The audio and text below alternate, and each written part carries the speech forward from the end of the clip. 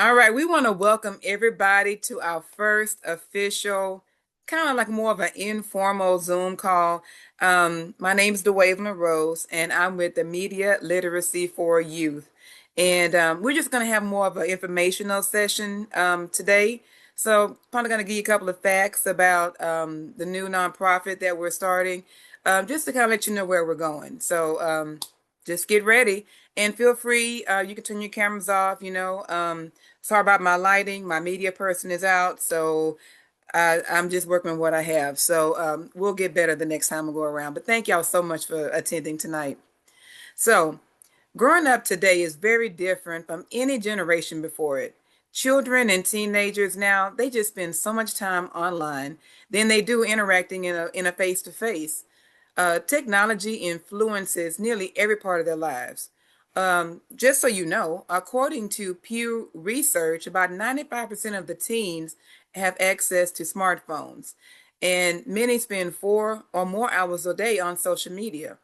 YouTube tops the list of online platforms, and we asked about this in our survey. 9 in 10 teens report using this site, and that's coming from Pew Research.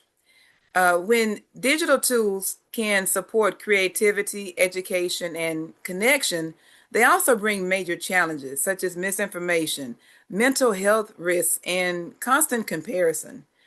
Growing up in a digital age can be beneficial for the youth because it provides access to like all kinds of information.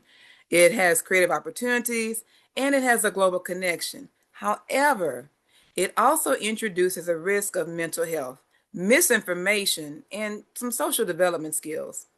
To understand this fully, we must begin with the positive side. So let's go ahead and hit on point one.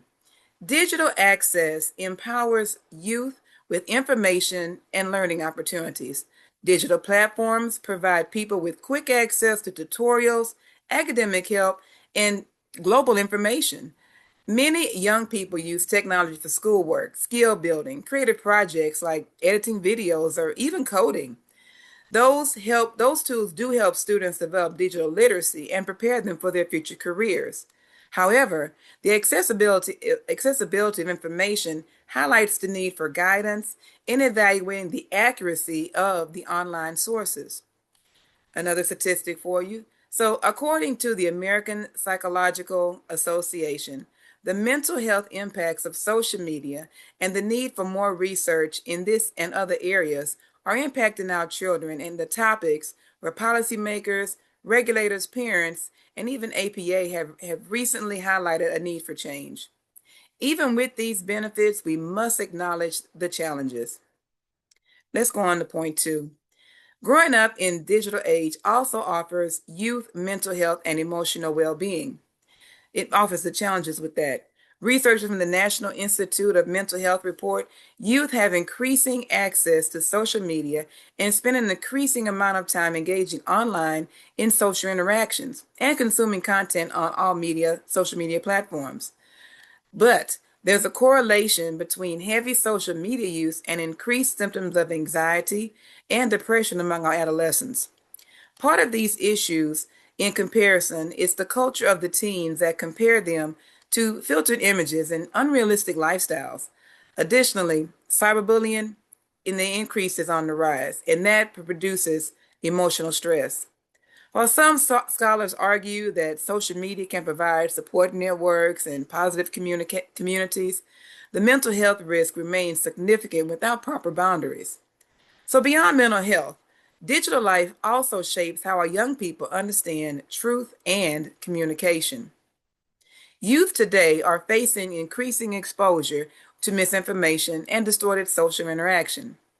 According to the Stanford History Group, most young people meet the world through the internet, but the dominant approaches for teaching digital literacy are woefully outdated.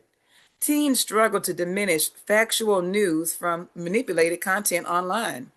Algorithms often prioritize entertainment over accuracy, leaving youth vulnerable to false information and emotional manipulation. Social interactions also shift to face-to-face relationships, which may weaken as communication is filtered through screens. Opponents argue that digital communication still allows meaningful friendships.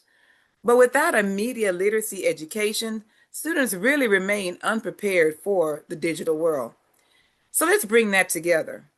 Growing up in a digital age influences youth by providing information access, shaping mental health, and exposing them to misinformation. First, technology expands learning opportunities. Second, it impacts emotional well being. And third, it shapes how young people interact with information and forms relationships.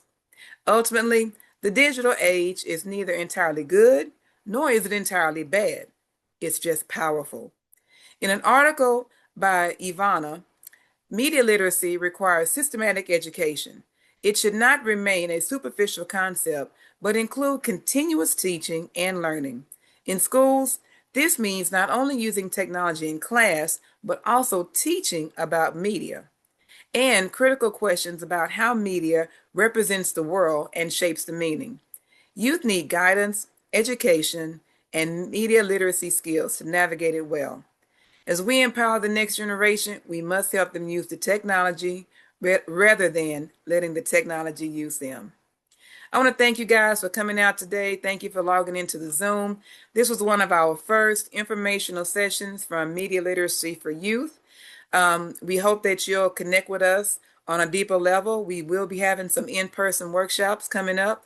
And thank you. Thank you for your attendance and have a nice night. Great job. Thank you. Feel You're free to welcome. support our organization. Anytime. All right, we'll see y'all. Thanks. You're welcome. Bye. Bye.